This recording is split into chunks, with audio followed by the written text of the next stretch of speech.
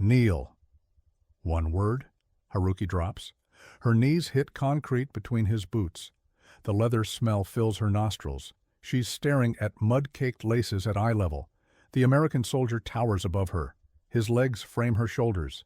She can't move, can't breathe. Her hands are shaking so hard the polished tin rattles against the floor. This is the position, the one they warned her about. He's going to do it now, right here, in front of everyone. But why is he holding a rag? Why is there polish? 847 Japanese women in U.S. custody by August 1945. Only 14 assigned to this camp in the Philippines. She's one of them. And right now, she's kneeling between an enemy soldier's legs, waiting for something terrible. The propaganda films played on loop in Osaka. The instructors made them watch, made them memorize what Americans do to captured women. The positions, the degradation, the things that happen at eye level. Kare wa watashi no karada o tsukao, sorkara watashi o korosu. He'll use my body, then he'll kill me. Sergeant Decker, 29, from a place called Montana, shifts his weight. His boot creaks. Haruki flinches so hard, she drops the tin. Polish spills across the concrete, black liquid spreading like blood. She waits for the blow. It doesn't come. Instead, Decker sighs, points at the spilled polish, says something in English she doesn't understand.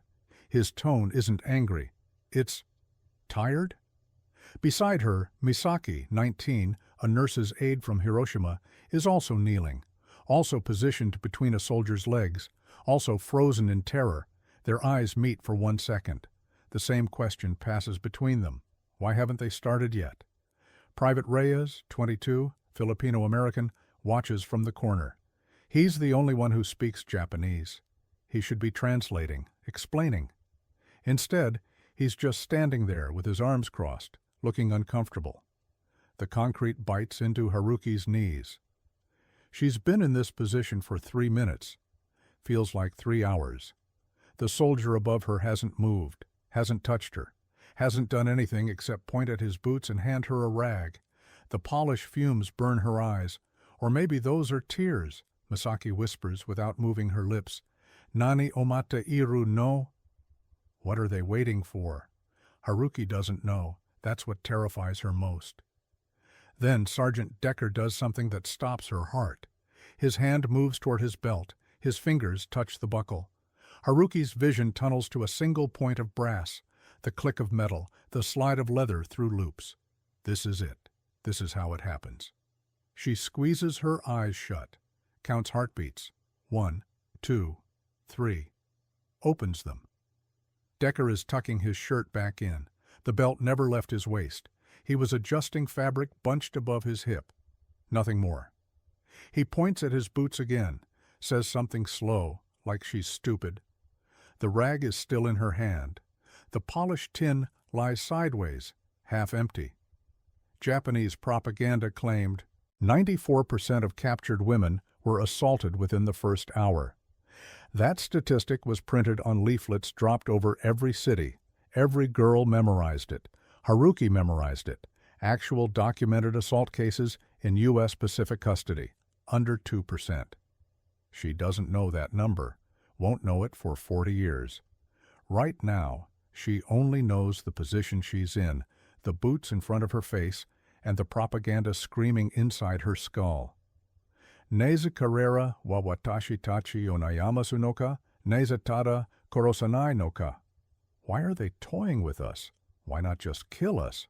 Private Reyes finally moves, walks closer, crouches to her eye level, which means kneeling too. His knees hit concrete 3 feet from hers.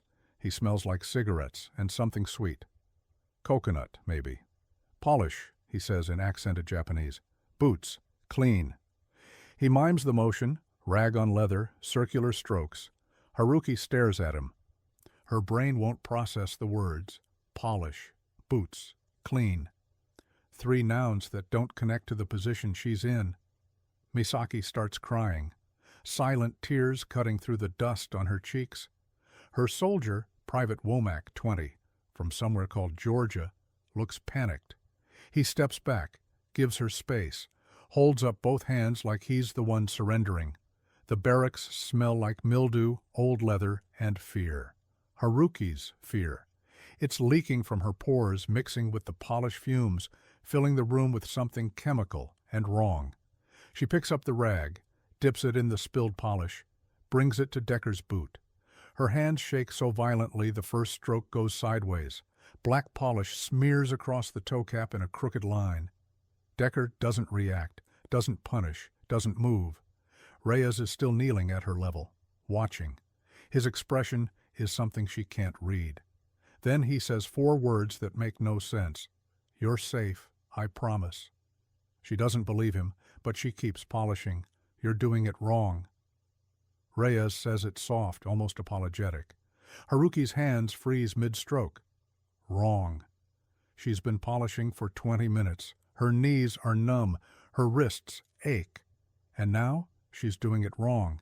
This is the excuse. This is how they justify what comes next. She braces for impact, shoulders tight, jaw locked. The rag trembles against Decker's boot, but Reyes just points at the toe cap. "Circular, small circles, like this," he mimes again. His hands move in patient loops. The motion is almost gentle. Haruki doesn't understand. If she's wrong, where's the punishment? If she's failed, where's the consequence? In the Imperial Army, mistakes meant beatings, sometimes worse. A private who polished an officer's boots incorrectly lost 2 fingers in Manchuria. She knew him, knew his screams. "Kare wa watashi tachi o azawarate iru, America jin wa mina onaji da." He's mocking us. Americans are all the same.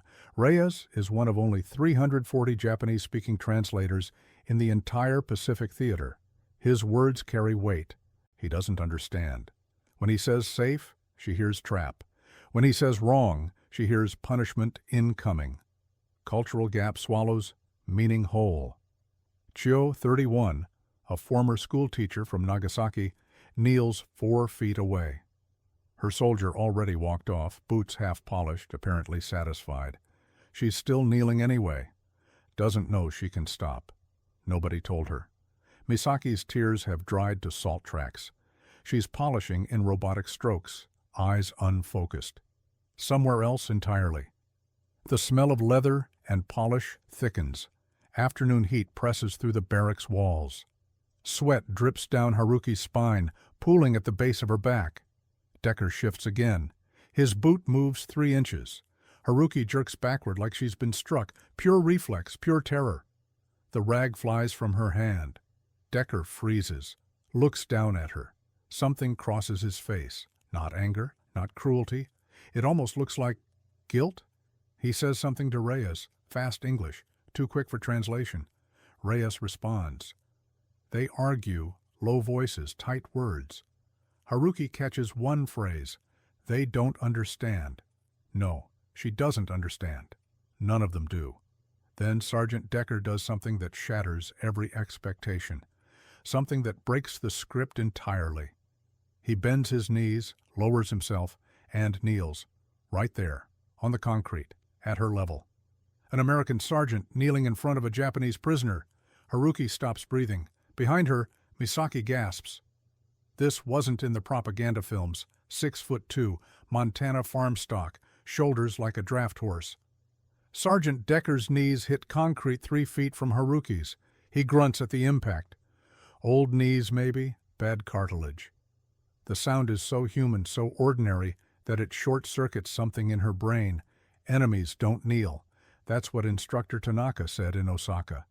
Victors stand, losers kneel, the hierarchy is absolute. The strong tower over the weak. But here's this American, kneeling, at her level, eye contact direct and uncomfortable. Decker takes the polished tin, scoops black paste onto his own rag, demonstrates the motion, small circles, even pressure, heel to toe. Naze kare wa kagande iru no, teki wa hizamazu kanai. Why is he bending down? Enemies don't kneel. Haruki watches his hands, calloused, scarred. The left pinky bends wrong, old break, badly healed. These are working hands, farmers' hands, not torturers' hands. U.S. Army Field Manual, 27 of 10 states, prisoners shall not be subjected to humiliating treatment. Decker memorized it during training. Most soldiers didn't. He did because his father was a POW in the First War. Came home with stories that never stopped hurting. He doesn't know Haruki's name, doesn't know she was a radio operator in Manila, doesn't know she walked 60 miles with glass in her feet before surrender. He just knows she's terrified and kneeling and shaking so hard the floor vibrates, so he kneels too. Reyes translates slow and careful. He wants to show you, not punish. Show. Haruki's throat burns. Something is building behind her eyes. Not tears, something heavier. Confusion made liquid. Chio has stopped pretending to polish.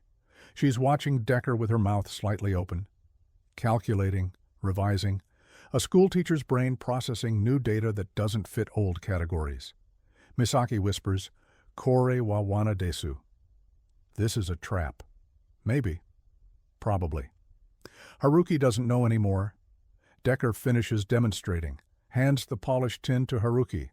Their fingers brush for 1 second, his skin warm, hers ice cold. He stands, slowly, like he's trying not to spook a wounded animal. Says something to Reyes. The translator nods. He says, "Take your time. No rush. No rush." She's been waiting for assault, for violence, for death. And he says, "No rush." Haruki's hand is shaking, but not from fear. Not entirely. Something else is happening. Something her propaganda-saturated brain can't categorize. She looks at the polished tin, catches her reflection in the black surface. She doesn't recognize the woman staring back. It was never about degradation. It was about light.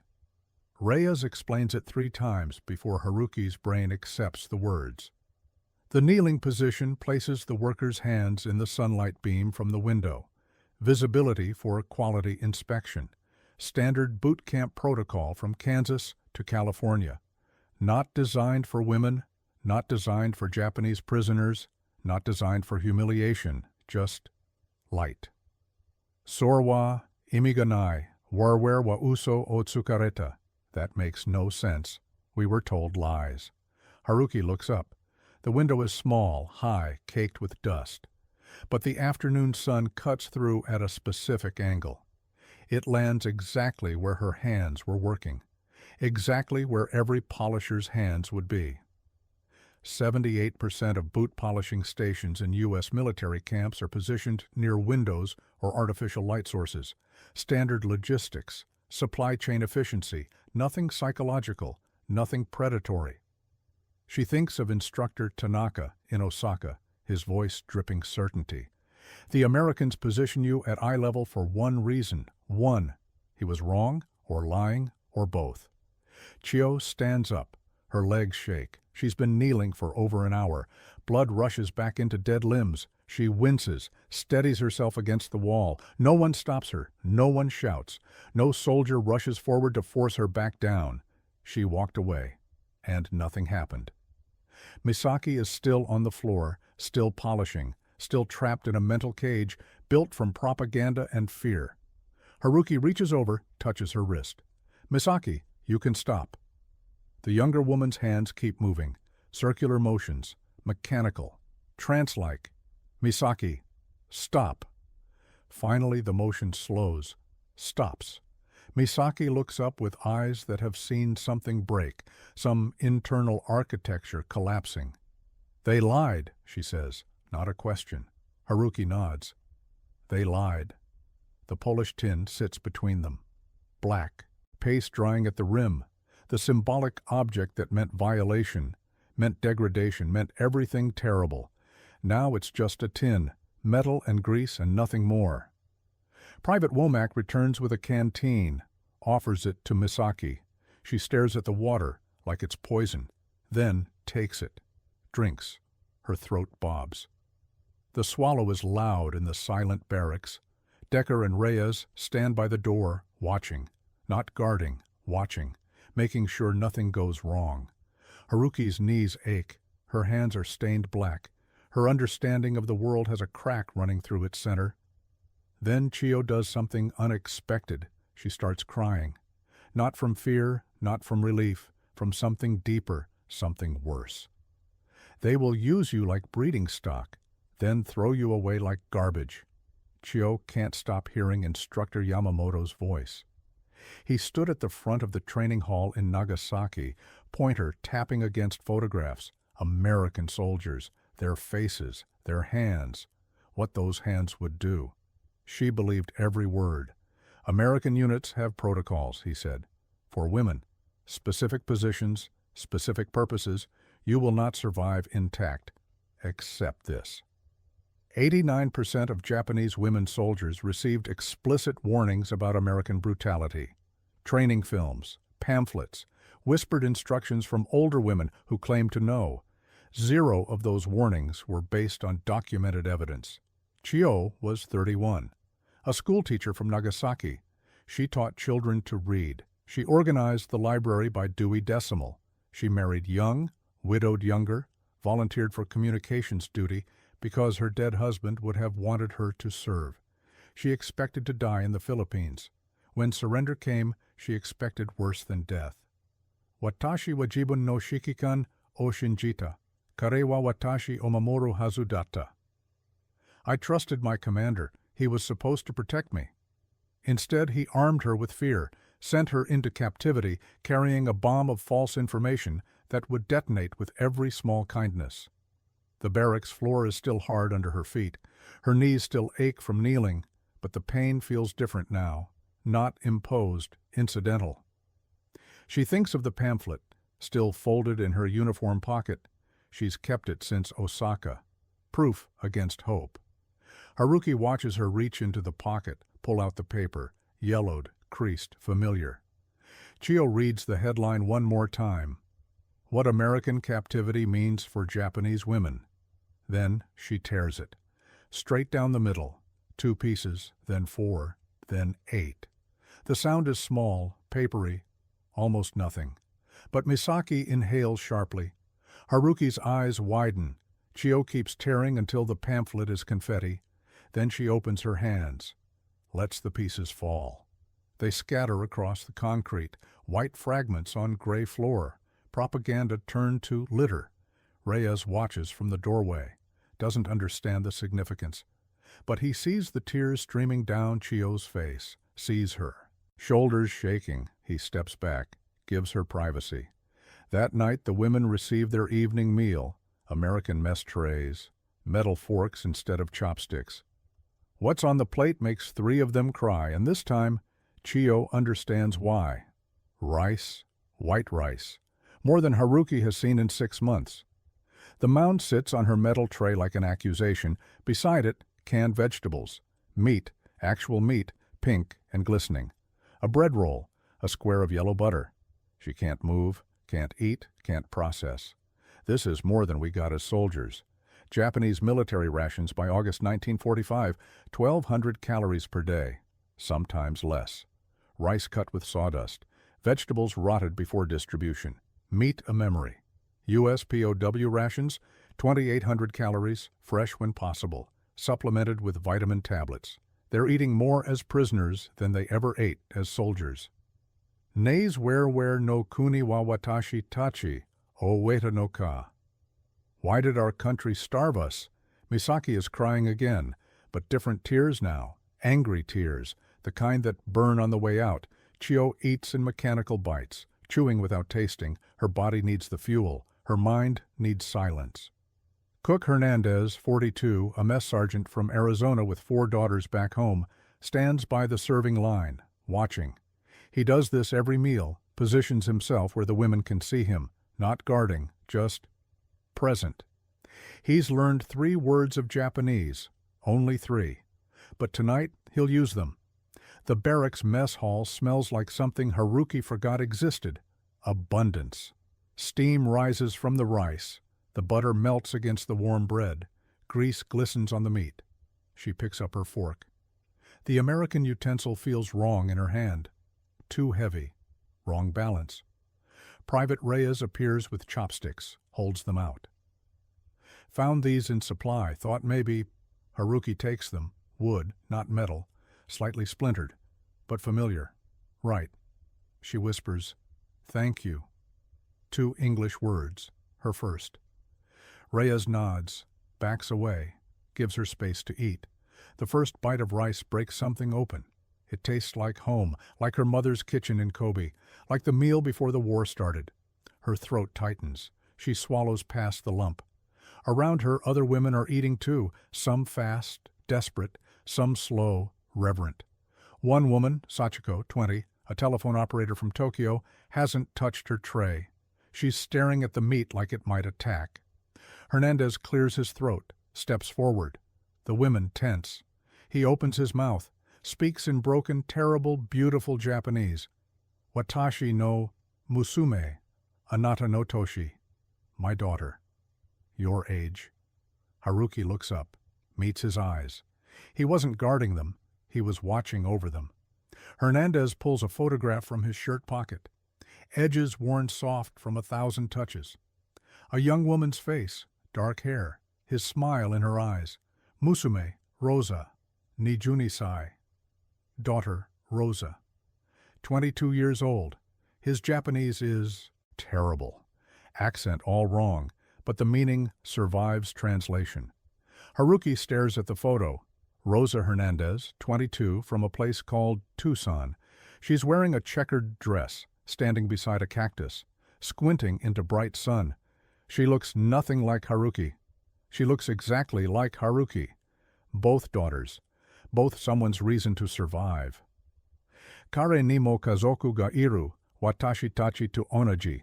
He has family too, like us. Hernandez is one of 127 camp staff who voluntarily learned prisoner phrases. Most learned one word. Stop, or line. Commands. He learned 6. Daughter, age, food, safe, good, sorry. He leaves the photograph on the table, face up, visible, then walks back to the serving line.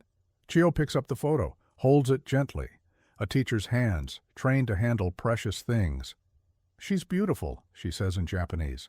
Reyes translates. Hernandez's face does something complicated, a smile that doesn't quite hold. "Thank you," he says.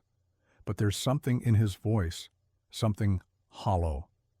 Haruki noticed it before, the way he watches them, not just watching, searching, looking for something he can't find. The photograph stays on the table through the entire meal.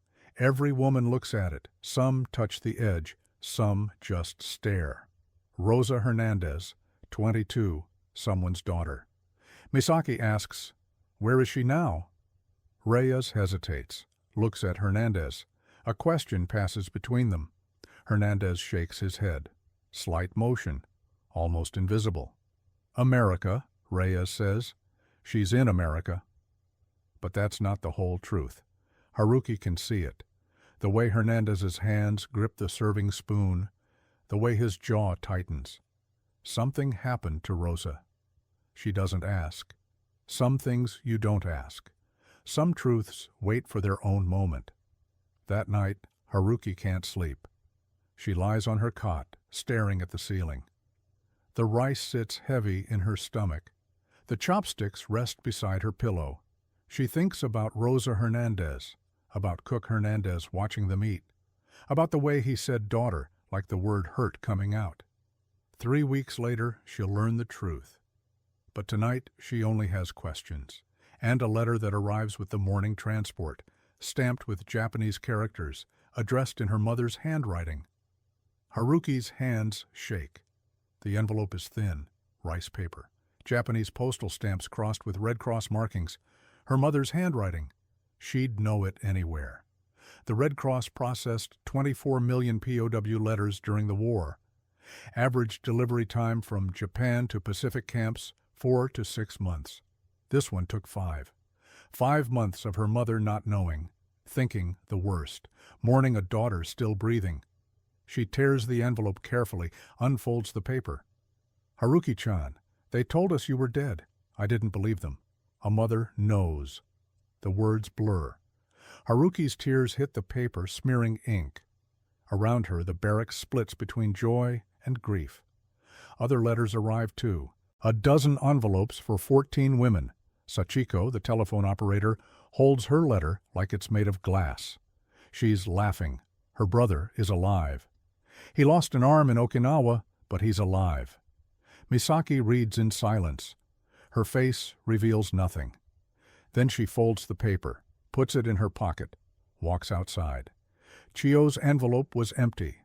Just a slip of paper inside. Official government notice. Her village in Nagasaki. Gone. August 9th.